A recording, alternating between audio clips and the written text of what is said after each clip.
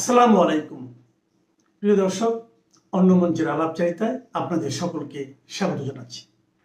আসসালামু আলাইকুম এবং আদাব। তারেক রহমানের সরকারের 3 মাস পেরোতেই 1 উইকেটের পতন, পদত্যাগ করেছেন পার্বত্য চট্টগ্রাম বিষয়ক মন্ত্রী দীপেন দেওয়ান।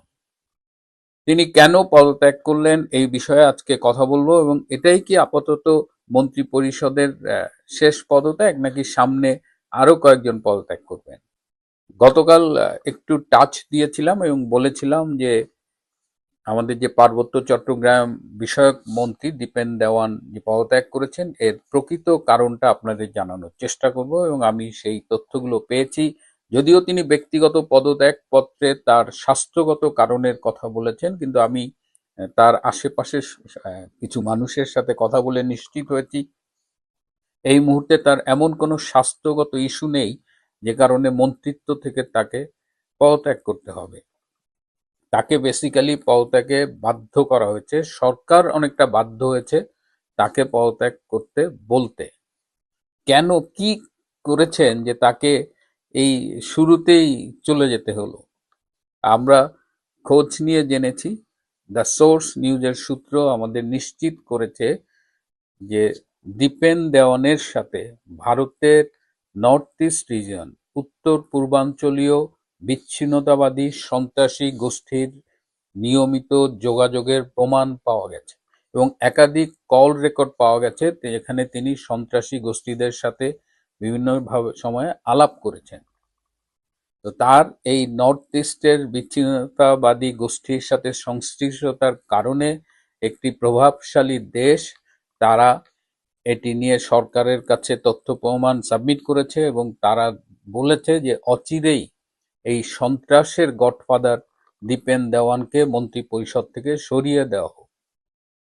তাদের সেই দাবির মুখে তারেক রহমান সরকার তাকে পদত্যাগ করতে বলেছে, এবং তিনি স্বাস্থ্যের একটা বাহানা দেখিয়ে এই মন্ত্রণালয় থেকে পদত্যাগ করেছেন।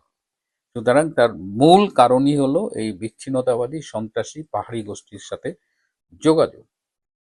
এছাড়াও আমি আপনাদের গতকাল মোস্তফা মাঝির কথা বলেছিলাম, সেই যে কক্সবাজারের পেকুয়া বাজারের সেই ব্যবসায়ী, ধনাঢ্য ব্যবসায়ী মোস্তফা মাঝি, যিনি একটি বহুতল বিশিষ্ট হোটেল নির্মাণ করছিলেন। সেই হোটেলটি এখনো নির্মাণাধীন, যার নিচে বিশাল পানশালা ছিল, যেখানে বিদেশিরা আসতেন, পান করতেন, থাকতেন, খেতেন। সেখানে 2-3 তলা পর্যন্ত সেটা ফাংশনিং ছিল। পরবর্তীতে সেই হোটেলটি বন্ধ হয়ে যায়, এবং তারও পরে একদিন ভোরে দেখা যায় যে মোস্তফা মাঝিকে কে বা কারা খুন করে রেখে চলে গেছে।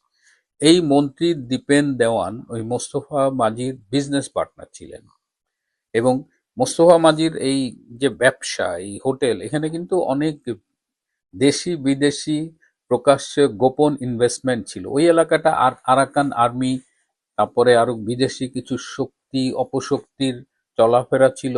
সো এটা একটা ক্রিমিনালদের হাব হয়ে গিয়েছিল। তো মোস্তফা মাঝির এই ব্যবসায় সেখানে ইনভেস্টমেন্ট ছিল, সেটার পার্টনার ছিলেন এই দীপেন দেওয়ান। এবং মোস্তফা মাঝি মারা যাওয়ার পরে এই যে ইনভেস্টমেন্ট, এই সম্পত্তি, এগুলো তছরূপ করার অভিযোগও কিন্তু এই দীপেন দেওয়ানের বিরুদ্ধে উঠেছে। এই দুর্নীতি, অর্থনৈতিক কারচুপি, সন্ত্রাসীদের সাথে যোগাযোগ, এছাড়া পার্বত্য চট্টগ্রাম এলাকার যে সন্ত্রাসী গ্রুপগুলো আছে তাদের সাথে যোগাযোগেরও অভিযোগ এই দীপেন দেওয়ানের বিরুদ্ধে উঠেছে। তো এত অভিযোগের প্রেক্ষিতে সরকার আর তাকে মন্ত্রী পরিষদে রাখতে পারেনি, তাকে চলে যেতে হয়েছে। তবে এটাই কি শেষ পদত্যাগ, নাকি beginning of A series of resignation, সেটা নিয়ে এখন আলোচনা হচ্ছে।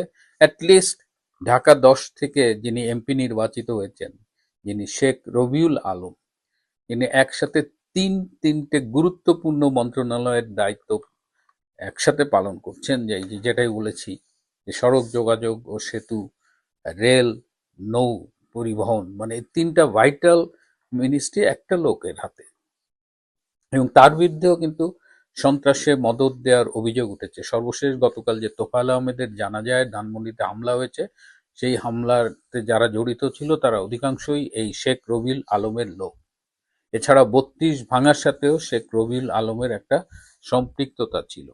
এই সব কারণে শেখ রবিউল আলমের বিরুদ্ধে অনেক অভিযোগ সরকারের কাছে জমা পড়েছে। শেখ রবিউল আলমের কিছু গণমাধ্যমে তার কিছু স্টেটমেন্ট সরকারকে বিব্রত করেছে, তাই ঠিক করা হয়েছে যে খুব তাড়াতাড়ি সময়ে রবিউল আলমকে এই যে 3টা মন্ত্রণালয়ের দায়িত্ব আছে সেখান থেকে কমিয়ে আনা হবে, হয়তো একটা মন্ত্রণালয়ের দায়িত্ব রাখা হবে। এছাড়াও বেশ কিছু মন্ত্রী তারা সার্ভিলেন্সে আছে, তাদের পারফরমেন্স আশানুরূপ না হওয়াতে তারা কিন্তু সরকার প্রধানের বলা যায় যে অসন্তোষের মধ্যেই আছে। তো যা হোক, আজকে আমি গতকাল যেহেতু কথা দিয়েছিলাম, তো আজকে তো আমি একটু আগে একটা এপিসোড করলাম তোফায়েল আহমেদের জানাজা নিয়ে ভোলায় যে কেলেঙ্কারিজনক ঘটনা ঘটালো বিএনপি, এবং সেই এপিসোডটি আমি রিলিজ করার পরে ভোলা থেকে ফোন পেলাম। সেখানে একজন লোক জানালো যে এত বাধার প্রেক্ষিতেও জনসভার যেখানে হয়েছে যে সরকারি হাই স্কুল মাঠে, তার থেকে 1 কিলোমিটার মানে ডায়ামিটারের এলাকায় মানে কিছুক্ষণ পর পর মাইক লাগানো ছিল। এখন প্রশ্ন উঠেছে যে এই মাইকগুলো কারা লাগিয়েছে, কারণ তোফায়েল আহমেদের পরিবার, ঘনিষ্ঠ পরিবার বলতে যাদের বুঝি তাদের অধিকাংশ হয় জেলে নইলে পলাতক। তার মেয়ে একটা মুন্নি এবং জামাই ডক্টর তুহিন, তারাই মূলত এইসব আয়োজন করছে। তো তারা ঢাকার থেকে তোফায়েল ভাইয়ের ডেড বডি নিয়ে এসেছেন।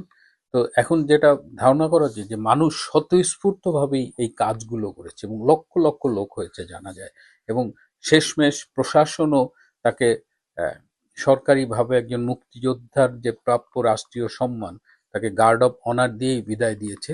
এবং ওই যে টোকাইগুলো বিএনপি যে শুরুতে বলছিল ভোলার মাটিতে তোফায়েল আহমেদের জানাজা হবে না, তাদের নাকি শেষমেশ আর টিকিটই খুঁজে পাওয়া যায়নি। এদিকে জানাজা করতে দেবে না, অথচ দেখা যাচ্ছে যে তাকে গার্ড অফ অনার পর্যন্ত দেয়া হলো। এটার কারণ খুঁজতে গিয়ে জানা গেল যে আহ, ভোলার প্রচুর লোক নাকি তাদের থানা ঘেরাও করেছিল এবং তারা বলেছিল যে আমাদের লিডার তোফায়েল আহমেদকে তার প্রাপ্য সম্মান দিতে হবে, এবং জনতার চাপের মুখে পুলিশ তখন বলেছে আমরা তো রেডি হয়েই ছিলাম। তারা তড়িঘড়ি করে এসে এই গার্ড অফ অনার দিয়েছে। ভোলাভাষী কিন্তু দেখিয়ে দিয়েছে যে তোফায়েল আহমেদ কে ছিল, এবং সারা দেশেই কিন্তু আমরা টের পাচ্ছি যে বঙ্গবন্ধুর সৈনিকেরা কিভাবে জেগে উঠছে। প্রিয় বন্ধুরা, আজ এ পর্যন্তই। ভালো থাকবেন। এই গাজিয়াবাদের উত্তরপ্রদেশের গাজিয়াবাদে এই আসাদকে এনকাউন্টার দেওয়া হয়েছে। কারণ কি? কারণ সে সূর্য চৌহান নামে তার এক 17 বছর বয়সী বন্ধুকে আসাদ নামের মুসলমান তরুণটি, কিশোরটি তার 17 বছর বয়সের বন্ধু, হিন্দু বন্ধু সূর্যকে ঈদের দিনে ফোনে ডেকে এনে ছুরি দিয়ে হত্যা করেছে, মানে কোরবানি দিয়ে দিয়েছে তার বন্ধুকে। আপনারা শুনেছেন, ঘটনা কিন্তু সত্য। এই হত্যাকাণ্ডটা হিন্দু মুসলমানের বন্ধুত্বের মধ্যে বিরাট এক দেয়াল পয়দা করে দিয়েছে, সৃষ্টি করেছে, ভয়ঙ্কর। এটা ক্ষতি হয়ে গেল শুধু ভারতে নয়, সারা পৃথিবীতেই। মুসলমান বন্ধুকে নিয়ে হিন্দুরা এখন থেকে 10 বার ভাববে যে মুসলমান বন্ধুর ডাকে তারা সাড়া দেবে কিনা। যদি এইখানেই ঘটনাটা শেষ হতো তবে কথা ছিল না। অনেকেই আমাকে বলেছে এটা নিয়ে কেন কথা বলেন, এত বড় গুরুত্বপূর্ণ বিষয়। আমি অপেক্ষা করতেছিলাম যে তদন্ত হোক, ঘটনা কি। যেমন ভারতের এক মৌলানা কি বলেছিল জানেন? প্রখ্যাত মৌলানা, টকশোতে তাকে নিয়মিত দেখা যায়। তিনি বলেছেন যে আসাদ নাকি, এই চৌহান নাকি আসাদের বোনের সাথে সম্পর্ক ছিল। আসাদের বোন আছে কিনা আমি জানি না। আসাদের বোনের সাথে সম্পর্ক ছিল, সেটা বিরোধ না করেছে মানে নাই, তাই ছুরি মেরেছে। এটা কোরবানি কিছু না, হিন্দু মুসলমান কোনো বক্তব্য না। মৌলভী সাহেব বলেছে, ভারতের প্রখ্যাত মৌলভী, যাকে অলয়েস টিভিতে আপনারা দেখবেন। কিন্তু ঘটনা এখানে হলেও কথা ছিল। ঘটনা আরো মর্মান্তিক, আরো বিস্ময়কর, আরো বিয়োগান্তর। আপনি শুনলে আরো হতভম্ব হয়ে যাবেন। আপনি আমার শিরোনাম দেখেছেন যে সৎ মায়ের সাথে আসাদের সম্পর্ক, বলির পাঠা হলো হিন্দু সূর্য। এটাই হলো ফ্যাক্ট। এখন সেটা গবেষণা করতে করতে এত গভীরে, তা প্রথমে কেউ কেউ বলল যে আসাদের বাপ হিন্দুকে মারার জন্য প্রথম বললো মোটর সাইকেল নিয়ে ঝগড়া, তারপরে বললো তাদের সাথে প্রতিবেশী হলে যেমন ঝগড়া, তখন তার বাবা তাকে ছুরি নিয়ে উস্কে দিয়েছে, ওকে মারিস না কেন, দেখে আয়, উস্কা খেল খতম করে, এই ধরনের কথা এসেছে। কিন্তু না, আমি জানতাম এর পিছনে আরো অনেক কিছু ঘটনা আছে। কিন্তু এটা যে শুধু ধর্মীয় কারণ, এটা আমার প্রথমে সংশয় ছিল। কারণ কোনো মুসলমান এত বোকা যে ঈদের দিন একজন হিন্দুকে, ঘটনা কিন্তু সত্য, সামনে কিন্তু ঠিকই তারা কোরবানি দিতে নিয়ে গেছে ওকে, ছাগল কোরবানির কথা বলে, বকরি কোরবানির কথা বলে হিন্দু বন্ধুকে কোরবানি দিয়েছে, এটা সত্য, সামনের দৃষ্টিতে দেখা যায়। তো আমার কাছে এটা সন্দেহ হয়েছিল যে এত বড় বোকামি, মুসলমান চুতিয়া, বোকা, স্টুপিড, কিন্তু এত বড় বোকামি করবে যে ভারতের মতো দেশে একজন বন্ধুকে, হিন্দু বন্ধুকে ডেকে নিয়ে মেরে ফেলবে, বকরি মতো জবাই করে দিবে। পিছনে কিছু রয়েছে, আমি অপেক্ষা করতেছিলাম তথ্য আসবে, কিন্তু গজব তথ্য চলে এসেছে। কল্পনাই করতে পারবেন না আপনারা যে ঘটনা কি। এই আসাদকে মৃত্যু, মার্ডার করার সমস্ত উস্কানি দিয়েছে কে জানেন? আসাদের বাপ, নবাব। আসাদের বাপের নাম নবাব। তারা অবৈধ জায়গাতে অবৈধ বিল্ডিং করে রয়েছে, তাদের না আছে জমির দলিল, না আছে তাদের বাড়ি বানানোর পারমিশন, যেটার উপর এখন বুলডোজার চলতেছে। সবচেয়ে বিস্ময়কর কি জানেন? এই ঘটনা ঘটার পর আপনি দেখবেন যে যতগুলো সাংবাদিক, ইউটিউবার, ফেসবুকার চলে গিয়েছে সেখানে, মুসলমানদের জিজ্ঞেস করেছে, ভাই এই ঘটনা কি? কেউ বলে আমি তো ছিলাম না, কেউ বলে আমি নামাজ পড়তে যাইতেছি, কেউ বলে আমি তো মেহমান। সব মেহমান, দেখবেন যারে ধরে, ভাই मैं तो मेहमान हूं, ঘুমনে के लिए आया। কেউ বলতেছে আমি তো কাজের খোঁজে এখানে আসছি, কেউ বলে আমি আত্মীয়, কেউ কিছু জানে না। আর যারা লোকাল, যারা আত্মীয় নয়, মেহমানও নয়, যারা ওইখানকার, যখন ধরেছে কি বলেছে জানেন? কই না এই ঘটনা তো জানি না। এরা কিন্তু 4000 মাইল দূরে ইরানে কি হয় এটা জানে, 5000 মাইল দূরে গাজাতে কি হয় সব মুখস্থ তাদের, সব। এমনকি বাংলাদেশে মৌলবীদের শেখ হাসিনা ফাঁসি দিছে এটাও তাদের মনে আছে। ইউপি থেকে কিন্তু কম দূরত্ব না বাংলাদেশ।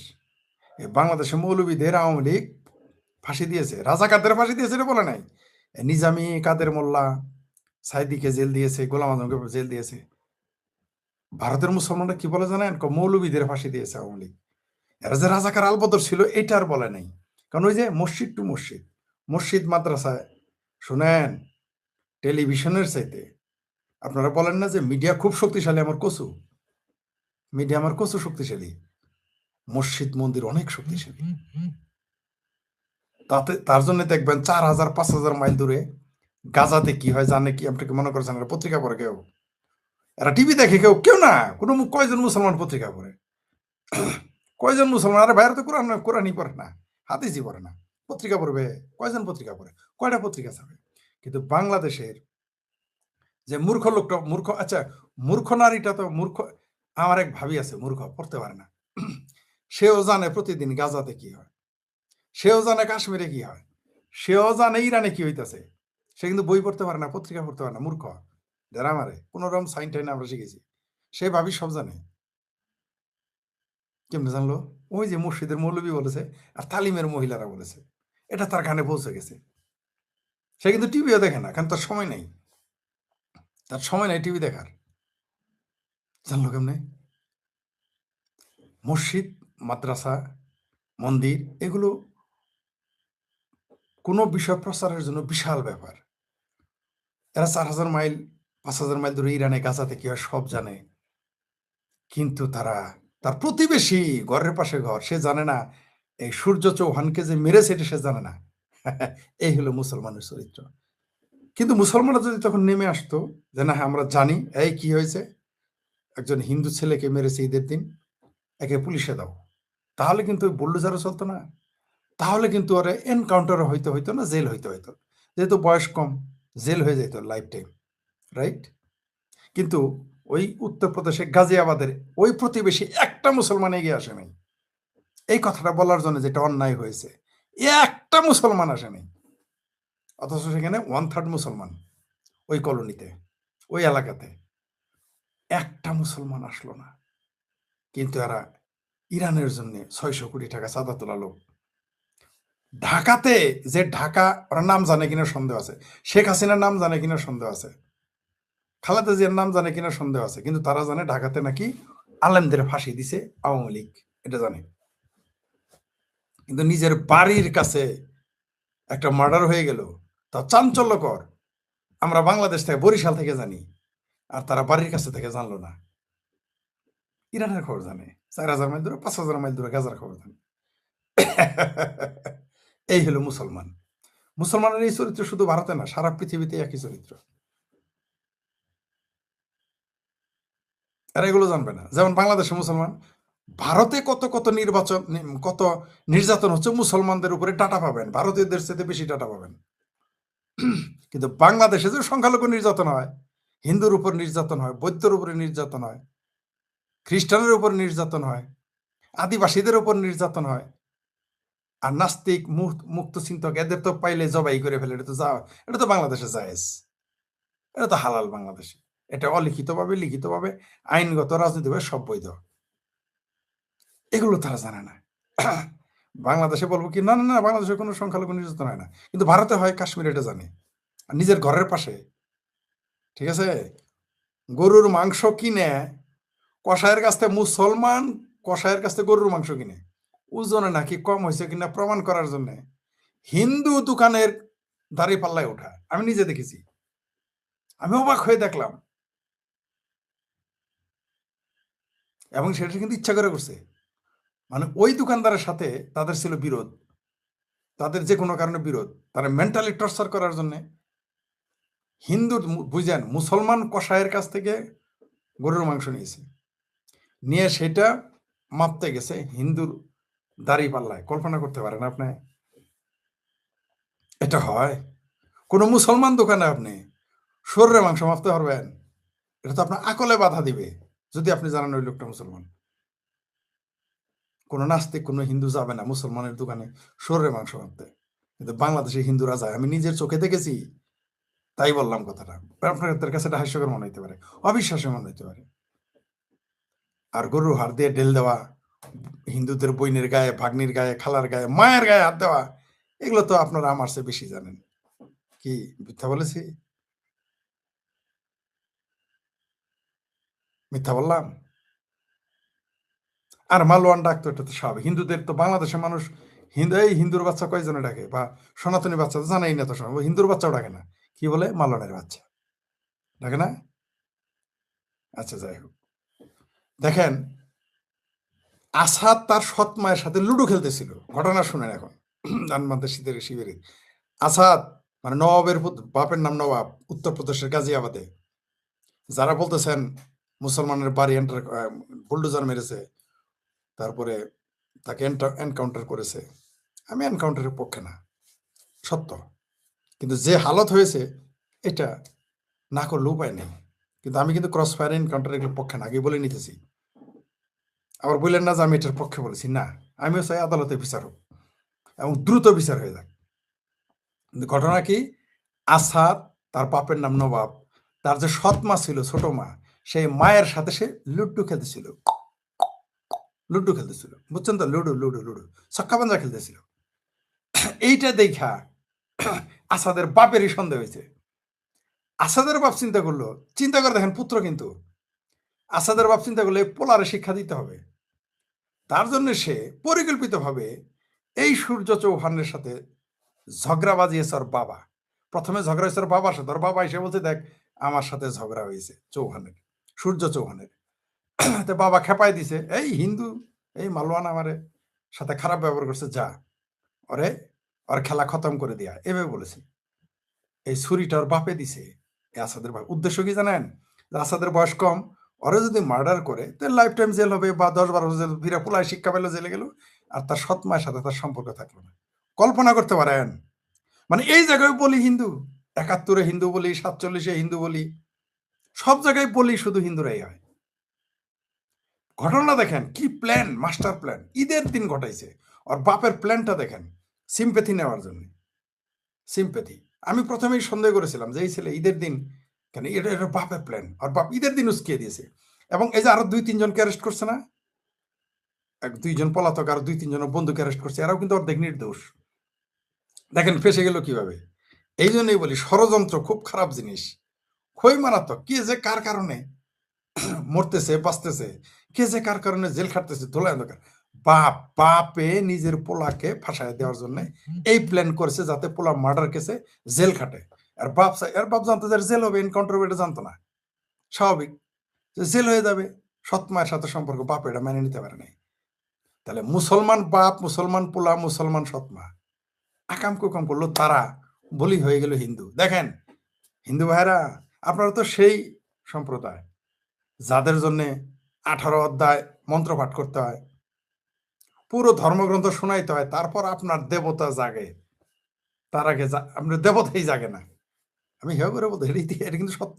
মানে হিন্দু ধর্মের মাইথোলজি অনুযায়ী এটা সত্য যে দেবতা অর্জুনকে 18 অধ্যায় নাকি 17 অধ্যায় পাঠ করে শোনাইতে হয়েছে, ধর্মের মন্ত্র মন্ত্র শোনাইতে হয়েছে। তারপর আর একটা পূর্ণ ধর্মগ্রন্থ শোনানো হয়েছে, তারপরে তিনি অস্ত্র হাতে নিয়েছেন। মানে তিনি জেগেছেন, ভগবান অর্জুন বা দেবতা অর্জুন। তা আপনারা তো কিভাবে জাগাবো আর আপনাদের আমি, বা কে আপনাদের জাগাবে? যেখানে দেবতাকে জাগাইতে 17 অধ্যায় পড়তে, 18 অধ্যায় পড়তে হয়, তা আমি কেমনে আপনাদের এত পরে শোনাবো? খেয়াল করেন, বাংলাদেশে মুক্তিযুদ্ধ, বলির পাঠা হিন্দু। 47-এ দেশ ভাগ, মানে ভারত ভাগ, দেশ ভাগ আবার কি ভারত ভাগ, 47-এ ভারত ভাগ, বলির পাঠা হিন্দু।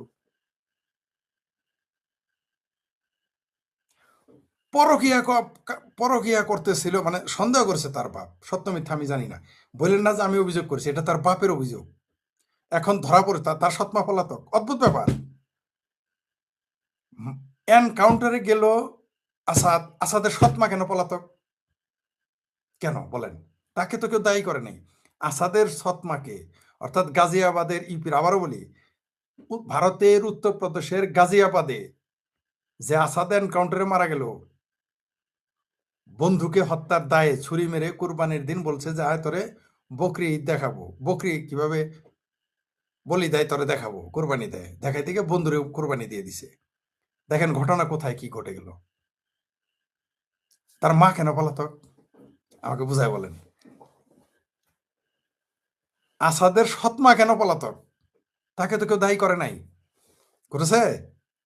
তাহলে আসাদের সৎমা অর্থাৎ নবাবের দ্বিতীয় স্ত্রী কেন পলাতক বলেন? সেই জন্য অনেকেই যারা বলেছেন কেন এটা এনে বলতেছি না, এখন বুঝতে পারছেন তো? অপেক্ষা করতেছিলাম, কারণ অনেক তথ্য সামনে চলে, কিন্তু মৌলবীরা কথা বলে মিথ্যা বললো। দেখবেন এত বড় চাপদারি এলাক জিন্না টুপির মতো মোটা টুপি পরে বক্তব্য দেয়, আবার তার একটা দল আছে পিছনে, দেখবেন খেজুর গাছ মার্কা, সেই মৌলবী বলছে যে আসাদের বোনের সাথে নাকি লটর পটর, এর জন্য একে মেরে ফেলেছে। আর কি সূর্য চৌহানকে মেরেছে, এটা মিথ্যা কথা। আসল ঘটনা হলো সৎ মায়ের সাথে তার লটর পটর, এটা তার বাপে সন্দেহ করছে। তাদের লটর পটর সৎ মায়ের সাথে আছে কিনা যায় না, বাপে সন্দেহ করছে। বাপে একটা প্ল্যান ঘটাইছে যাতে একটা মারামারি করে পোলা, আসাদ তার পোলা যেন জেলে চলে যায়। দেখেন বাপে করলো ষড়যন্ত্র সৎ মায়ের সাথে পরকিয়া করার কারণে, লুডো খেলার কারণে। লুডো খেলার দেখাতেই সন্দেহ হয়ে গেছে। সৎ মায়ের সাথে তো লুডো খেলতেই পারে, লুডো খেললে কি তার সাথে পরকিয়া হয়? হতে পারে। ইসলামের দৃষ্টিতে কত কিছু হয়। মামিরে বিয়ে করা যায়, ঠিক আছে, মামিরে, চাষিরে, জেডিরে বিয়ে করা যায়, কত বড় নির্বোধ। এই হলো ইসলাম। এগুলো আবার মৌলবীরা বড় বড় করে বলে, যদিও আমাদের ভারতীয় সংস্কৃতির অসম্ভব। কোনো মুসলমান রেয়ার কেস চাষিরে বিয়ে করেছে, রেয়ার কেস মামিরে নিয়ে ভাইয়ে গেছে, মামিরে নিয়ে 2-1 বার শুনেছি, সংখ্যা এগুলো রেয়ার কেস। কিন্তু দেখবেন মৌলবীরা এগুলো বলে বেড়ায়, চাষিরে বিয়ে করা যাবে, জেঠিরে বিয়ে করা যাবে, মামিরে বিয়ে করা যাবে। ছি, কি ধরনের চিন্তা ভাবনা করে এই বাংলাদেশে মৌলবীরা এগুলো আবার বলে। যাই হোক, সেটা অন্য বিষয়। তো এই আসাদের সৎ মায়ের সাথে লুডো খেলছে সন্দেহ হয়ে গেছে, কারণ মুসলমান এরকম। কারণ ওর বাপ নবাব বাবুদের লুচ্চা ছিল, চরিত্র খারাপ, তাই পোলার ব্যাপারে সন্দেহ করছে। আরে ভাই, আমি ধরেন আমি বিয়ে করলাম, আমার স্ত্রী মারা গেল, আমি বিয়ে করলাম, আমার ছেলে তার সাথে লুডো খেলছে বলে আমি সন্দেহ করব? এটা কি হয়? তার মানে নিশ্চয়ই হয় বাপের চরিত্র খারাপ, না পোলার চরিত্র খারাপ, দুইজনের চরিত্র খারাপ, তাই না? নাহলে তো সম্ভব না সন্দেহ করা। এই যে কালকে একজন আমার সামনে আমার বউয়ের হাত ধরে হাঁটতেছে, তা আমি কি সন্দেহ করবো তারে? আমার সাথে এমনি হাত ধরে হাঁটতেছে পিছিয়ে পিছিয়ে, আমার বউয়ের হাত ধরে হাঁটতেছে। তা আমি এটা দেখলাম নিজের চোখে, তার জন্য তার আমি সন্দেহ করবো? সে আমার রক্তের কেউ না। আর সে জায়গায় পোলা পোলা আমার বউরে, দ্বিতীয় বউরে এসে লুডো খেলছে, এতই সন্দেহ হয়ে গেল। কত মানসিকভাবে এরা কত বিকারগ্রস্ত, চিন্তা করতে পারেন। মুসলমান হইলে এরকম মানসিকভাবে বিকারগ্রস্ত হইতে হবে? যাই হোক, এই কারণে আসাদ এখন বুঝতে পারছেন তো আসাদ কেন মারা গেছে। আসাদ দেখলেন এটা মারলো কে? উত্তরপ্রদেশের যোগীর পুলিশ মারাইলো কে? কেন মরলো? কারণ সে তার বন্ধু সূর্য চৌহানকে ডেকে নিয়ে বকরা ঈদের দিন তারে বকরি বানাইছে, কোরবানি দিয়ে দিছে। পুরো এলাকা খেপে দেন কোনকের পানি কোথায় গিয়ে দেখেন পুরো সাম্প্রদায়িক একটা সমস্যার সৃষ্টি হয়ে গেছে। সারা পৃথিবী এই বন্ধুত্বের মধ্যে বন্ধুত্ব নিয়ে সন্দেহ করবে মানুষ। হিন্দু মুসলমান বন্ধুত্ব নিয়ে সন্দেহ করবে মানুষ। মুসলমান ইসলাম সম্পর্কে সন্দেহ করবে মানুষ, যারা এরকম হিংস্র হয়, বেঈমান হয়।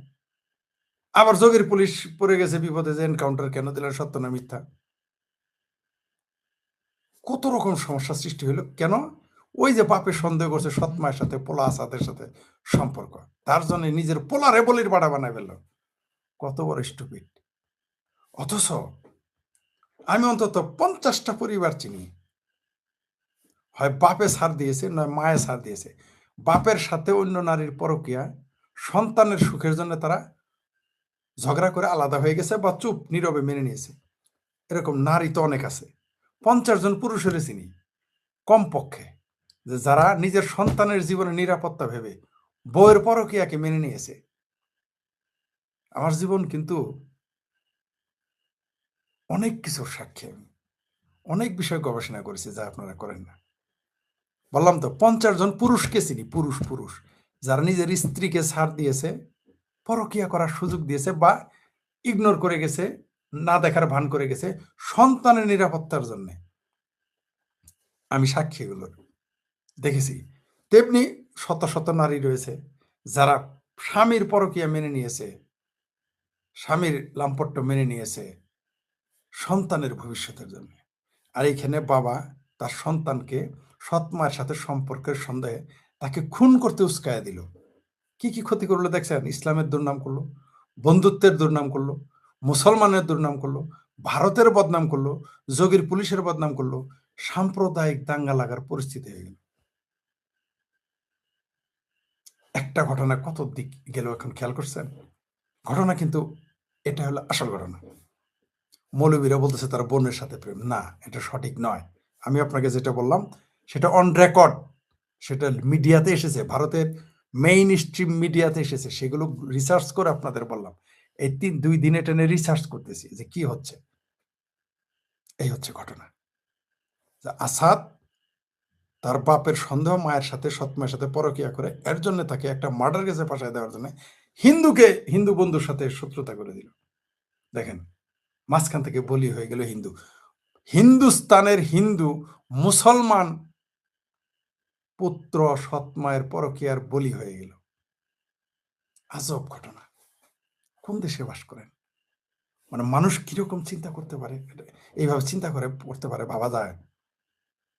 আর বাপকে তো এখন ধরলেই সব পাওয়া যাবে, আর সৎ মাকে ধরলেই আরো তথ্য বের হয়ে আসবে। এই বিষয় নিয়ে আবার হয়তো আপনাকে এই গাজিয়াবাদের সূর্য চৌহান হত্যাকাণ্ড নিয়ে আবার হয়তো আপনাদের সামনে আসতে হবে আমাকে, কারণ এই ঘটনা কোন দিকে যায় আমরা দেখতে থাকি, আমরা অপেক্ষা করি। আরো ঘটনা এরকমই কোনো কিছু হলেই সাথে সাথে এই জন্য আমি প্রতিক্রিয়া দেই না। অনেকে আমাকে বলে যে এই রিসেন্ট ঘটনা এটা নিয়ে কেন বলেন না, কারণ বিহাইন্ড দ্য স্ক্রিনে অনেক কিছু থাকে, অপেক্ষা করতে হয়। এই যে আসাদ হত্যাকাণ্ডে, আসাদের এনকাউন্টারে, সূর্য চৌহান হত্যাকাণ্ডে যে একটা সৎ মায়ের সাথে, একটা মুসলিম পরিবারের সৎ মায়ের সাথে পরকীয়ার সম্পর্কের কারণে তারই বাপ দ্বারা হত্যাকাণ্ড ষড়যন্ত্র করবে, হত্যা করবে, এটা কি সেই ছেলে বুঝতে পেরেছিল? ছেলে তো বুঝে নাই। আর যে মারা গেল সে জানলই না সে কি কারণে মারা গেল। এমনকি আমরা বাংলাদেশ, ভারত, পাকিস্তান, এটা নিয়ে কত কিছু হয়ে গেল। এই সূর্য হত্যাকাণ্ড নিয়ে মুসলমানদের চরিত্র প্রকাশ হয়ে গেল, যে মুসলমানেরা যখন মুসলমান মারা যায় তখন তারা চিৎকার করবে সারা পৃথিবীতে যেখানে থাকে। কিন্তু প্রতিবেশী হিন্দু, খ্রিস্টান, বৌদ্ধ মারা গেলে, ইহুদি মারা গেলে তারা টু শব্দটি বলে তারা জানে না। তারা কিছুই জানে না, একেবারে মানে দুধের শিশু, তারা কিচ্ছু জানে না। তারা তখন গান্ধীর বান্দর হয়ে যায়, চোখেও দেখে না, কানেও শুনে না, সব বন্ধ, তাদের চোখ বন্ধ, কান বন্ধ, ঠোঁট বন্ধ। গান্ধীর বান্দর হয়ে যায় মুসলমানেরা যখন মুসলমান কোনো অপরাধ করে। কিন্তু আবার আমি বলতেছি, আমার কথা অনেকবার রিপিট হচ্ছে, কিন্তু কি বলবো, দুঃখজনক, লজ্জার বিষয়, কিভাবে বলবো এগুলো। রক্ষণশীল পরিবার, তাই সৎমায়ের সাথে সম্পর্ক যদি হয়েও থাকে, কেন হয়েছে? কারণ রক্ষণশীল পরিবার। রক্ষণশীল পরিবারে আপনারা দ্য সেক্স নামে যে বইটি আছে হ্যাভলকের, সেক্স নিয়ে মানুষের সাইকোলজি, মানে যৌন মানসিক যে মানে আমি সেক্সিওলজির কি বলবো, এটা কি মানে আমি ব্যাখ্যা করতে পারতেছি না, বক্তব্যটা বাংলা বলতে পারতেছি না, এটা কিছু কিছু শব্দের বাংলা করা কঠিন। মানুষ যৌনতার বিষয়ে যে মানুষের মানসিক সমস্যা একটু বড়ই জটিল, এর জন্য সবচেয়ে ভালো বই হচ্ছে হ্যাভলকের দ্য সেক্স। বইটা আমার হাতে পড়েছিল, আমি সদরঘাট থেকে কিনেছিলাম কম দামে, পুরাতন বই, কারণ বইয়ের দাম অনেক। আমি সদরঘাট থেকে প্রচুর পুরান বই কিনতাম, তো তখন হ্যাভলকের এত ভলিউম ওই বইটাতে পর শুরুতে কি লেখা আছে জানেন? Nothing is impossible in sex. যেমন কোরআনের মধ্যে লেখা থাকে না বিসমিল্লাহির রহমানির রহিম, ওইরকম ওই বইয়ের প্রথমেই লেখা আছে এটা, nothing is impossible in sex. কিন্তু তারপরেও আরো রক্ষণশীল সমাজে থাকে মুসলমানেরা, এদের পক্ষে সবই সম্ভব। আপনি দেখেন না, পিতা তার সন্তানকে, তারা তারা কিন্তু ইসলাম, সব মুসলমান ভাই ভাই, নারী ঘর থেকে বাড়াবে, নিজের মেয়েরই ধর্ষণ করে বসে। এই মুসলমানরা নিজের মেয়েরে ধর্ষণ করে। আবার একদিন দেখলাম পোলারে বলৎকার করছে মুসলমান, হায় হায় হায়, শেষে পোলারেও বলৎকার। মানে এদের রুচি বোধ, এদের চিন্তা চেতনা মানসিকতা কিরকম বিকারগ্রস্ত হয়ে যায়, বিকৃত হয়ে যায়, ধিকৃত। যাই হোক, সেটা অন্য বিষয়। সূর্য চৌহান আসলে বলির পাঠা হয়ে গেছে, হিন্দুরা সবসময় বলির পাঠা হয়, আর ষড়যন্ত্রের শিকার হয়, বুঝতেই পারে না। আর দেখেন, এই ঘটনা যদি সাংবাদিকেরা এগুলো বের না করতো, আমরা এগুলো অনুমান করতে পারতাম না। নিজের পোলারে ভাসানের জন্য হিন্দু বন্ধুকে হত্যা করাইলো, পুরো ঘটনা এখন সারা পৃথিবীতে ভিন্ন রকম হয়ে গেল। ওইখানকার এখন তো ভারতের মুসলমানেরা, ভারতের হিন্দুরা মুসলমানদের বিশ্বাস করবে না, প্রশ্নই আসে না, এটা কিনে মেরে ফেলে। আর ওই ছেলেকে দেখছেন তো, ধর্মীয় জজবা কেমন, মোল্লারা বললেই যায়, আর সে জায়গায় বাপে বুঝাইছে আরো তো যাবে, খুবই বিপজ্জনক। যাই হোক, এটা নিয়ে আরেক কোনো পর্বতে হয়তো এসে আপনাদের সাথে আলোচনা করতে হবে। দেখি কিছু কমেন্ট দেখি।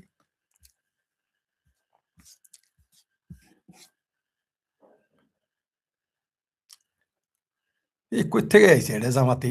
জামাতি বট এক সবসময় করে আইসে আরাধনী কইতে, তেরনের কষাই বলবো না, কি বলবো রে? তুই মানুষ, তুই খমিনিরে মুসলমান মনে কর? এই বাংলাদেশে কোন মুসলমানটা ইরানের শিয়াদের মুসলমান মনে করে? নাম বল। বাংলাদেশে কোন মৌলবী শিয়াদের মুসলমান মনে করে? বাট আইসো সেখানে, এখন আইসো বিরাট শিয়াবাদী হয়ে গেছিস, উচ্চের ব্লক করতে হবে। হ্যাঁ, এক কথা ভাবো বারবার, উনি মুক্ত চিন্তা করেন। হ্যাঁ, একজন মৃত ব্যক্তির মায়ের নামে কুচ্ছা রটানো ভাবতে নেই। ইয়ার কি করেন মিয়া? তথ্য না জানিয়ে বলতেছি নাকি আমি কুচ্ছা করতে আসছি? ফাজিল কথাকার। মৃত তো খুনি হলে তার নামে আলোচনা আমি করছি নাকি? ওর বাপে করছে, ওই আসাদের বাপে সন্দেহ করছে, আসাদের সৎ মা পলাতক, আমি দুর্নাম করছি নাকি? আপনি ওই যে সবুজ দাস আবার নাম দিয়েছেন, সবুজ দাস, বাপরে বাপ, কিরে ভাই হিন্দু নাম নিছেন কেন? আর আমি মিথ্যা কথা বলি, আপনার কি মনে হয়? খবর আপনার মতো তো ওই যে এক কিতাবের পাঠক না, দুই কিতাবের পাঠক না, অনেক কিছু পড়েই তো বলতেছি। এটা ন্যাশনাল মিডিয়াতে এসেছে, ভারতে সাক্ষাৎকার সাংবাদিকেরা ন্যাশনাল মিডিয়াতে মেইন স্ট্রিমে বলেছে, ইউটিউবে বলে নাই, বুঝতে পারছেন? মৃত মায়ের নামে কুচ্ছা, আমি কুচ্ছা করতেছি নাকি? এটা আসছে, আমার নাম দিয়েছেন সবুজ দাস। ফাজলিমি করেন না, ইয়ার কি করেন? আমরা ইয়ার কি করতে বলছি না? আমাদের কি এই জামাতের গুজববাজ মনে হয়? আমাদের গুজব ছড়াইতে বসছি? আমরা দায়িত্ব নিয়ে কথা বলি। আপনি এনে বলে ফেললেন যে মৃত ব্যক্তির মায়ের নামে কুচ্ছা, মৃত মায়ের কুচ্ছা আমি রটেছি না, ওর মা পলাতক কেন? এই মেয়ে, যে মরছে তার মা পলাতক হয় কেন বলেন? খোঁজ নিয়েছেন কোনোদিন? আমি তো খোঁজ নিয়ে দায়িত্ব নিয়ে বলতেছি। ওর মায়ের তো কেউ দোষ নাই, ওর মা পালাইছে কেন? যার সন্তান মারা গেছে সেই কেন পালাইলো? পালাবে কেন? এটুকু আকল আপনাদের নেই। আর ওর বাপ পালাইছে কেন? ওর বাপের ধরলেই তো সব পাড়ায় পড়বো। আর এটা তো সন্দেহ তো আমি করি নাই, ওর বাপই করছে। ওর বাপ নিজে সন্দেহ করছে। ওর বাপ যদি সন্দেহ করে, আপনার সমস্যা কি? আমি ভাই মুসলিম হয়ে অপ্রিয় সত্তা বলেন কেন, মানুষ হয়েছি তো, মানুষ হলে সব বলা যায়। যখন আপনি মানুষ হয়ে যাবেন, যখন আপনি সম্প্রদায়ের ঊর্ধ্বে উঠে যাবেন, যে কোনো সম্প্রদায়, জাতি, এগুলোর উপরে, জাতীয়তাবাদের উপরে উঠে যাবেন, সম্প্রদায়ের উপরে উঠে যাবেন, তখন আপনি স্পষ্ট বলতে পারবেন। সেটা এই মুসলমান হিন্দু বলতে কথা না। যেই ব্যক্তি তার সম্প্রদায়, জাতীয়তাবাদের উপরে উঠে যাবে, তখন সেই সব সত্য কথাগুলো বলতে পারবে। সেটা হিন্দু হোক, মুসলমান হোক, খ্রিস্টান হোক, বৌদ্ধ হোক, বলতে পারবে।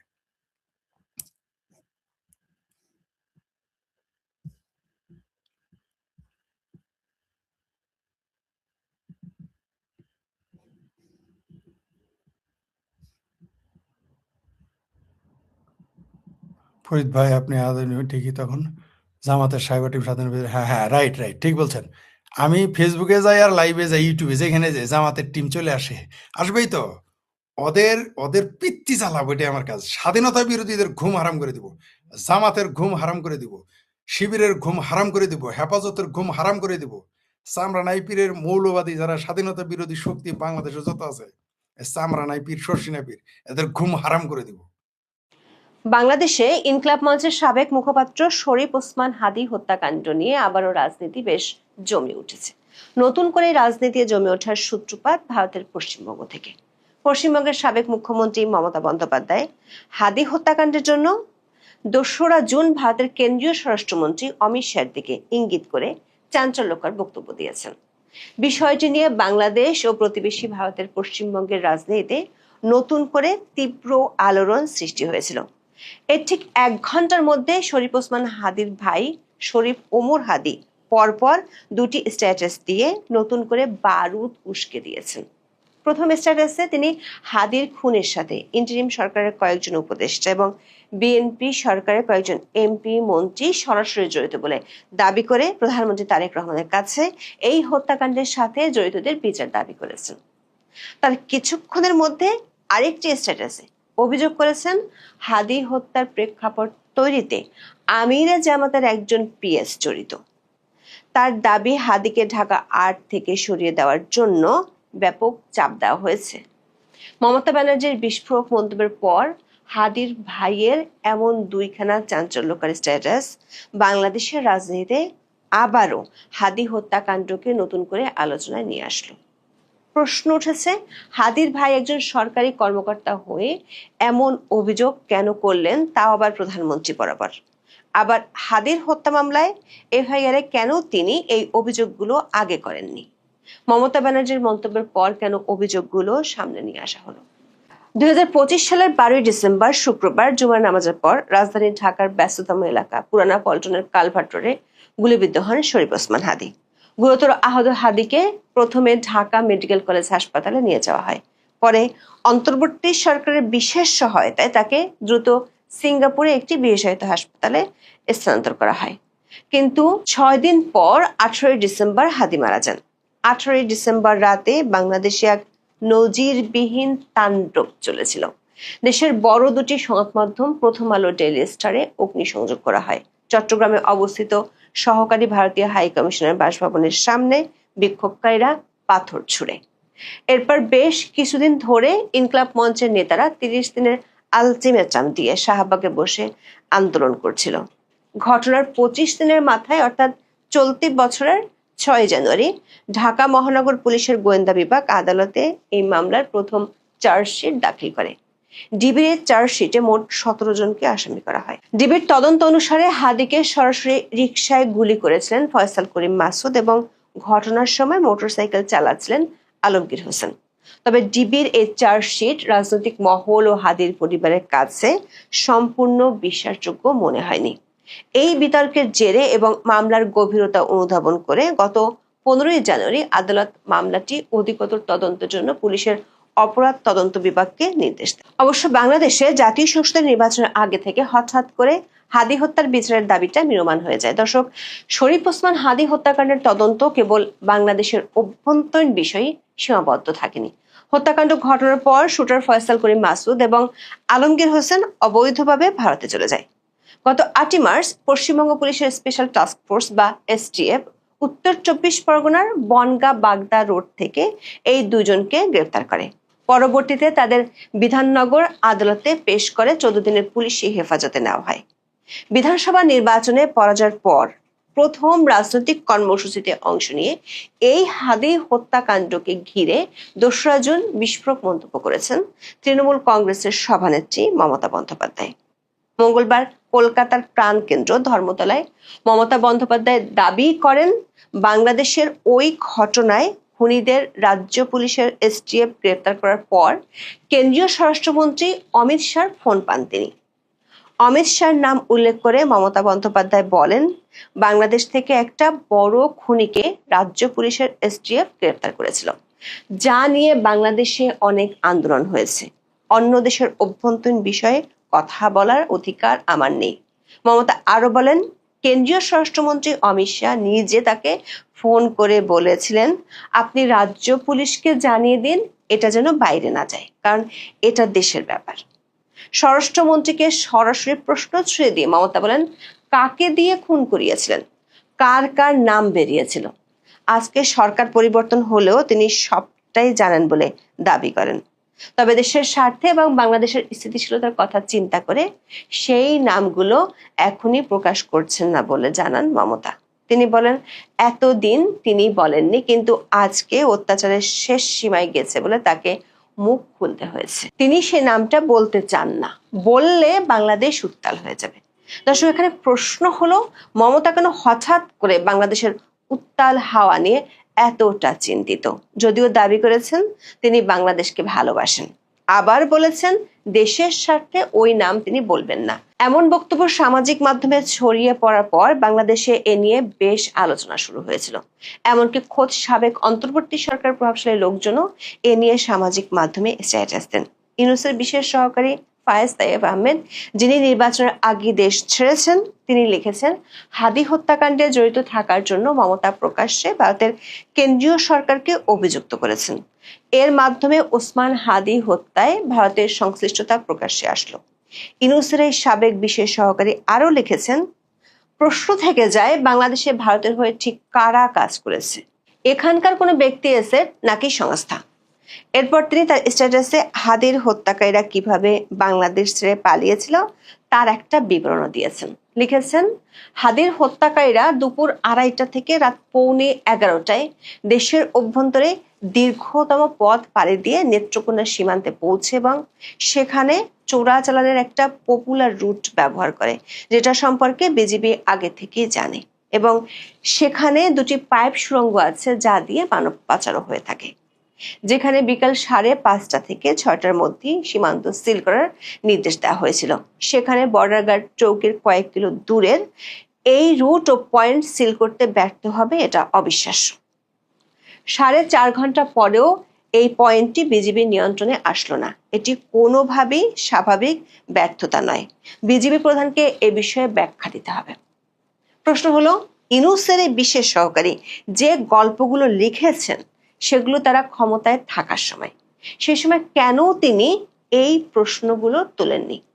মমতা ব্যানার্জির মন্তব্য নিয়ে এমন আলোচনার কিছুক্ষণের মধ্যে পাল্টা বোমা ফাটান হাদির ভাই শরীফ ওমর হাদি।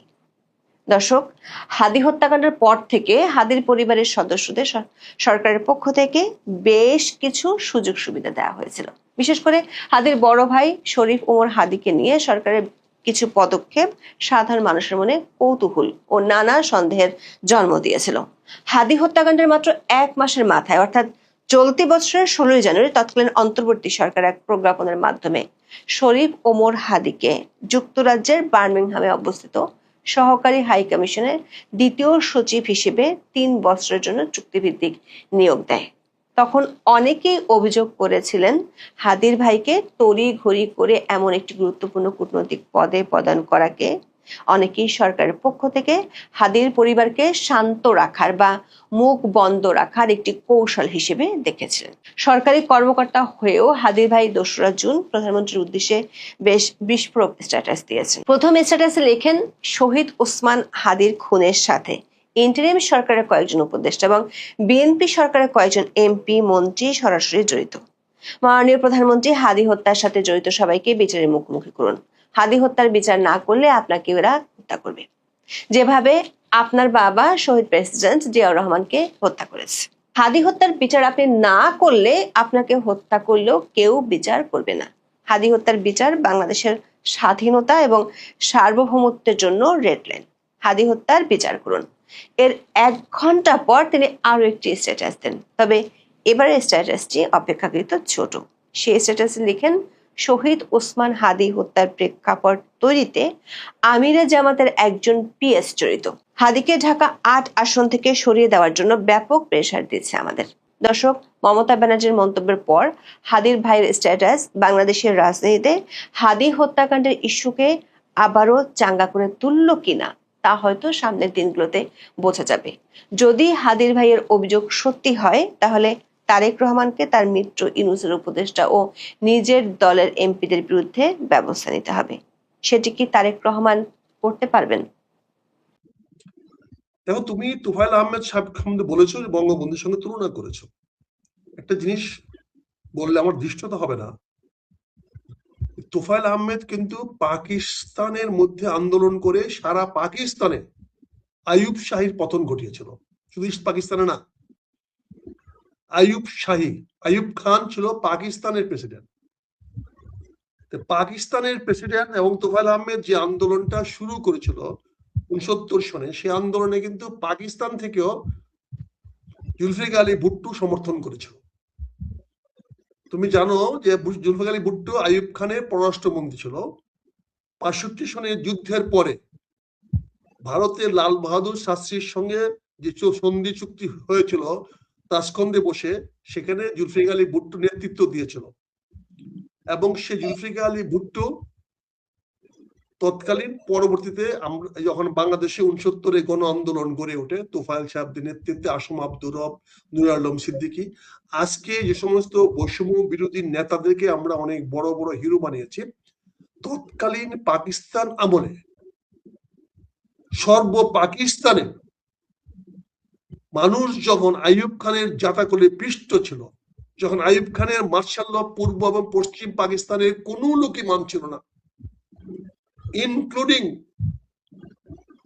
তৎকালীন মুসলিম লীগের একটা অংশ জামাত ইসলাম, নেজাম ইসলাম, পাকিস্তানের পার্টি এবং অন্যান্যরা যারা আইয়ুব খানের একটা দল ছিল কনভেনশন মুসলিম লীগ, সে আইয়ুব খানের কনভেনশন মুসলিম লীগের বিরুদ্ধে সংগ্রাম করেছিল। সেখানে ফাতেমা জিন্নাহ অংশগ্রহণ করেছিল। তোফায়েল আহমদ 69-এর সে নেতা, যার কারণে শেখ মুজিবুর রহমান বঙ্গবন্ধু উপাধি পেয়েছিল, যিনি শেখ মুজিবুর রহমানকে বঙ্গবন্ধু উপাধি দিয়েছিলেন এবং শেখ মুজিবুর রহমানকে জেল থেকে বের করে এনেছিলেন। এবং পাকিস্তানে জুলফিকার আলী ভুট্টোকেও জেল থেকে, আইয়ুব খানের জেল থেকে বের করে আনা হয়েছিল। তখনও বাংলাদেশ চিন্তা ভাবনা কারো মাথায় ছিল না। কেউ ঘুণাক্ষরও চিন্তা করে নাই যে এই দেশটি একদিন বাংলাদেশ হবে। তারা সামরিক শাসনের বিরুদ্ধে সংগ্রাম করে ঢাকা বিশ্ববিদ্যালয়ের ছাত্ররা 11 দফার আন্দোলন করে আইয়ুব শাহীকে পতন ঘটিয়েছিল। তোফায়েল আহমেদ ছিল সেই কাফেলার অন্যতম নেতা, বলা যায় 1 নম্বর নেতা। যেমন পরবর্তীতে আমরা দেখেছি এরশাদ পতন আন্দোলনে আমানুল্লাহ আমন ছিল প্রথম সারির নেতা। এরকম আমরা পরবর্তী 2024 সনে আমরা দেখেছি আমাদের নেতাদেরকে। এখন তোফায়েল আহমেদ সাহেব মারা গেল, এই তোফায়েল আহমেদ সাহেব শহীদ রাষ্ট্রপতি জিয়াউর রহমানকে কি পরিমাণ সাহায্য সহযোগিতা করেছে তোমরা হয়তো অনেকে জানো না। 75 সনে বাকশাল করার আগে শহীদ রাষ্ট্রপতি জিয়াউর রহমানের চাকরি চলে যাওয়ার মতো অবস্থা ছিল। আমি তখন আমি আর্মি হেডকোয়ার্টারে চাকরি করি, সামরিক সচিবালয়, যেখানে অফিসারদের পোস্টিং প্রমোশন এগুলা করা হয়। তখন ওখানে আমরা চাকরি করতাম। আমরা জানতাম জেনারেল জিয়ার ডেজ ওয়ার কাউন্টেড। জেনারেল জিয়াকে সেনাবাহিনীতে রাখা হবে না।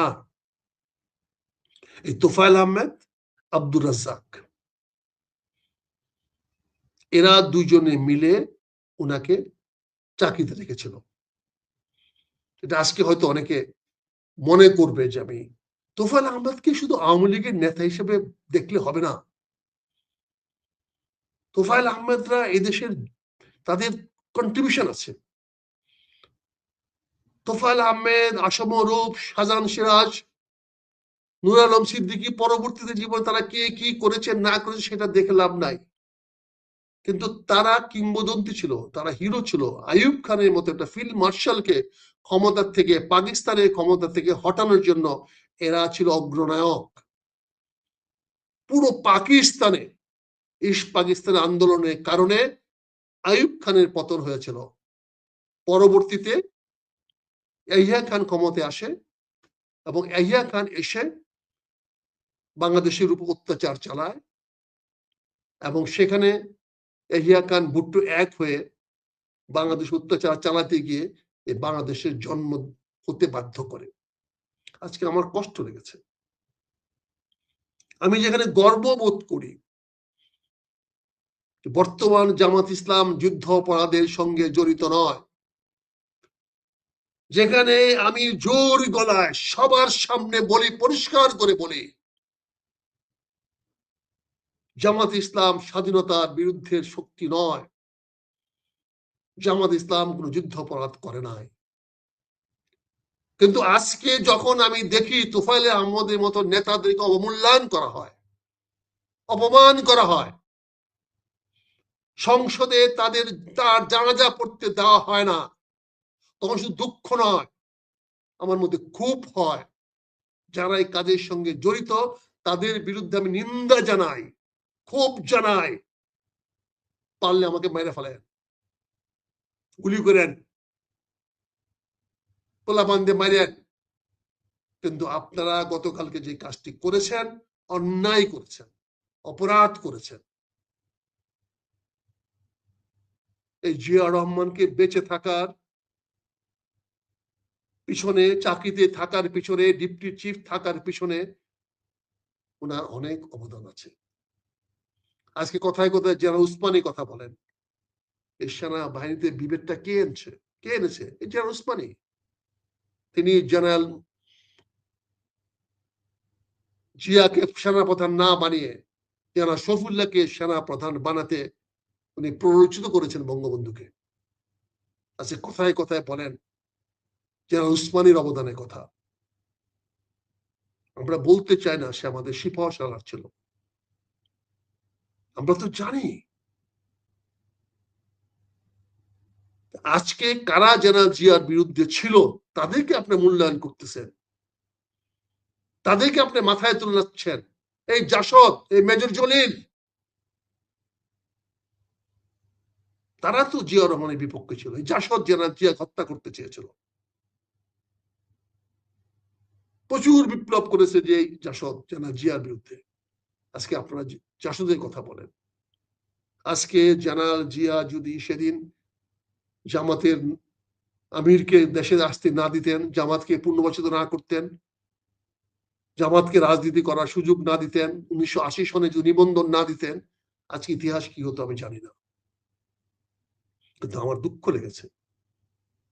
আমি জামাতের বন্ধুদের বলবো, আপনি যদি আপনার প্রতিপক্ষের কাউকে সম্মান না দেখান, তাহলে প্রতিপক্ষ আপনাকে কেন সম্মান দেখাবে?